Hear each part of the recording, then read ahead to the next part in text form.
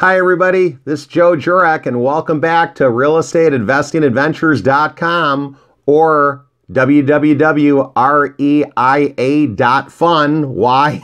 Because real estate is always an adventure and it sure can be fun. Well, welcome back to this episode. What am I going to talk about today? What we're going to cover, there are a lot of different strategies that you could focus on with real estate. The beautiful thing is with real estate, you can do a lot of different things. But what I want you to think about is, number one, you have to think about, do you have money to invest in real estate? Now, it doesn't always have to be your own money. You want to think about, do you have access to money? If you have money or you have access to money, you can do a lot of different things. But if you're sitting there saying, well, I really don't have access to money, or I don't have any of my own money right now, that's why I want to do real estate, Joe. I understand. What I would want you to focus on is trying to think about some creative, no money down techniques.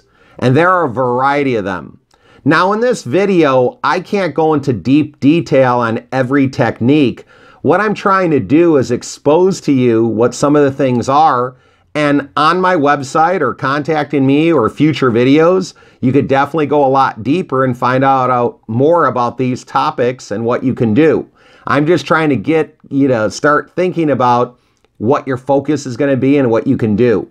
So number one, if you're looking at doing real estate deals and you want to try to do them no money, one key might be finding motivated sellers that are willing to do owner financing.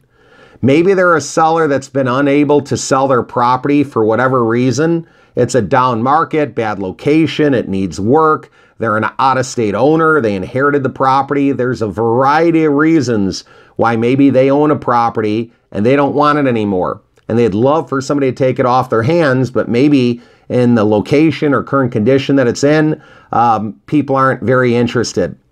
If you can work out an arrangement with them where they're interested and they hold the paper, could they play the bank? Could they do the financing? Absolutely.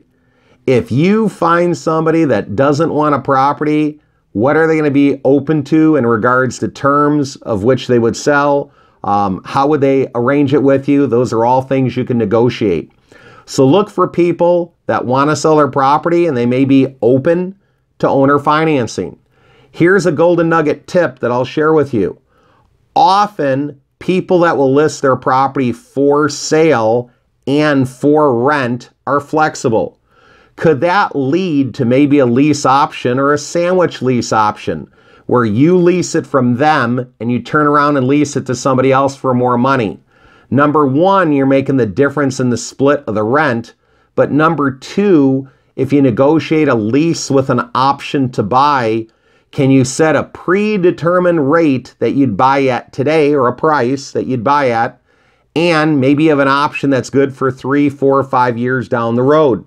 If you want to exercise that option, you can, and all the little details that would go along with that are negotiation that needs to take place between you and the seller. Here's the thing that I want to tell you, always get everything in writing. If it's a contract agreement that you both sign, it'd be a great idea to have it notarized and go to your local courthouse to record that option in the public record that gives you the option to purchase that property. You want to do as many things as you can to protect yourself. And what I'd even encourage you, if you're not sure how to put that together, I would strongly encourage you to go to a real estate attorney and see if they can help you out. Now, this goes back to my blog section here on the website. Can you find power team questions to ask your power team members, such as a real estate attorney, such as a CPA, such as a contractor? You absolutely can. So if you're not sure what to ask them, go reference under my blog section here on the website at reialestateinvestingadventures.com, and you'll see a variety of power team questions to ask your various power team members. Another thing that you could consider doing is networking and finding another investor that maybe is good at making money, but they're not as good at having a lot of free time to do the deals. You can be the free time to find a deal, oversee the deal, and they can be the investor that puts up the money. Could you form a joint venture or joint partnership in doing a specific property, whether it's a buy, fix, and flip or a rental or whatever your strategy might be? You sure can. So what I would tell you with that situation, if you're going to look at doing a possible joint venture, what I would tell you to do is make sure you put everything in writing again, have a real estate attorney review it, make sure you do everything, every little tidbit of who has to do what, responsibilities. Don't leave anything in kind of up in question or up in the air. Make sure everything is in writing and all parties understand what the arrangement is and what obligation all parties will have. Another thing that you could consider doing is even, talking to people that maybe aren't happy about the return they're getting. Maybe a bank account. Maybe they're only earning 1% or less on a savings account.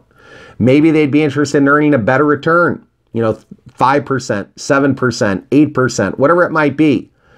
Now, whenever you're working with people as what we'd call a private lender, and there are those that are called hard money lenders, the money is kind of easy to get. It's just the terms and interest rate that can be hard to live with. What do I mean with hard money lenders? Sometimes they can charge points, which is a percentage of the loan up front, as well as high interest rates. But if the deal works, who cares what the money costs, right? You have to look at it from that point of view. If you can make money on the deal, who cares what you're paying in interest and rates and terms and things of that nature, as long as the deal works. But a word of caution, make sure you calculate, number one, a realistic time for how long you'll be using the money. And number two, at what rate are you paying for whether it's points, interest, and does the deal make sense? Does the deal work? That's why private lenders, people that normally don't lend money all the time, might be the other option for you. A family member, a friend, a neighbor, a coworker, somebody interested in earning a good return, but they're quite not sure how to do real estate. They have their money sitting in a savings account earning 1% or less, and they're looking for a better return. Now, anytime you're borrowing money, once again, make sure you consult a real estate attorney. They can set up the paperwork for you. You want to make sure you structure everything correctly. And especially if you're using private funds, you can never commingle more than one person's fund for the same project. So one person's money for one project along with your funds. Meaning, if I have two people like Bob and Mabel, I can't take money from Bob and take money from Mabel and do one specific transaction in real estate. I have to keep it separated. So when in doubt, have a real estate attorney, again, help you out with setting up that paperwork. And what do I want to tell you about private lenders? I'll tell you another golden nugget here. It really comes down to two things, right? Two things. Number one, do they feel like they can trust you? So you have to have a good reputation, person of integrity. And if they don't trust you, some people don't trust anybody, right? So don't take it personally. But what you have to do here is, try to establish trust. That is the most important thing. Always do what you commit to doing, and you will build a solid reputation. Number two, is the interest rate enough to hit what I call their greed button? Yeah, that's right, greed button. And what do I mean by that? It has to be attractive enough to get them excited. Don't say, well, you're earning 1% at the bank. How'd you like to earn 2%? Ooh, right? That's not going to hit their greed button. If you can pay 6%, 7%, 8%, maybe even 10%, that might be pretty good, because maybe you're looking at hard money that's going to cost you 12 to 15% interest with anywhere from 2 to 5 points. So even if you have to pay them 8 to 10%, that might be pretty good. So remember, number one, you have to be trustworthy. They have to trust you. Number two, the interest rate and the loan has to be attractive. And don't forget number three, put everything in writing and make sure that you have an attorney review it, they structure it, because once you do the first one, it gets easy after that. So, looking at it, if you don't have money, there's a variety of things you could do with no money down. You can also do wholesaling, which I'll talk about in another video here on the website, Real Estate Investing Adventures. But wholesaling can involve doing an assignment where you look at property, you put it under contract, and what are you really selling? The actual contract. What's another thing that you can do? A back-to-back same-day double close, also called simultaneous close, double close, back-to-back close. There's a variety of names for it.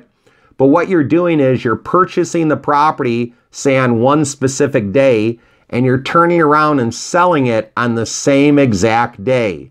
So you're doing a what? Back-to-back close. The day I buy it is the day that I'm turning around and sell it. Now, the beautiful thing about the back-to-back close, there's a number of companies out there that will offer transactional funding. What is that? The funding you need to close on the first deal in order to do the second. So I'll go into that probably in other videos here on the realestateadvestingadventures.com website. But for now, just understand what are some wholesaling concepts you can do. Assignment of contract and back-to-back close is another. Now, the last thing I want to talk about is if you have money, you could pretty much do anything that you want to do. Can you do buy, fix, and flip of properties? You can. Can you buy and hold rental properties? You can. Can you go ahead and do tax liens or other things? You can. Can you do raw land? Can you do commercial deals? You can. So what I wanted you to think about here, doing deals first and foremost, if you have money or you don't have money available. If you don't have money available, you're a little more limited, but we covered a number of things that you can do.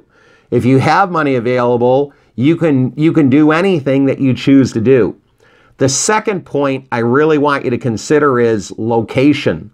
As they say in real estate, location, location, location, right? You have to decide what location you want to work in. Now, I often like to pick one zip code and then pick a neighboring zip code to that first zip code. So I learn one zip code ice cold. Then I learn a second zip code nearby, and then maybe a third zip code. If you become really good at one area, one zip code, it's going to make your real estate investing life a heck of a lot easier. That way, number one, your laser line focus and you're working, or we would call it farming that area really hard to maybe find deals in that area that are either listed through a realtor or off-market deals, which we'll talk about in other videos. So what I want you to be sure of, it's like a swimmer in a pool in the Olympics. They got to stay in their lane. I need you to have laser line focus as to what strategy you're going to do, what location you're going to start in. And if you can narrow down those two things, you're a lot more focused than a lot of other people just starting out, because it is a whirlwind when you start out. There's so many areas you could buy. There's so many places you can do deals. There's so many things going on. You're attracted to this and then that and then something else. I need you to stay focused, and I need you to work that area as hard as you can. If you do that, I think you're going to start seeing results. So until next time, I want to tell you, live life with no regrets. Live life in the moment. I hope you're having fun on this real estate investing adventure. Until next time, believe and achieve. Take care. Bye-bye.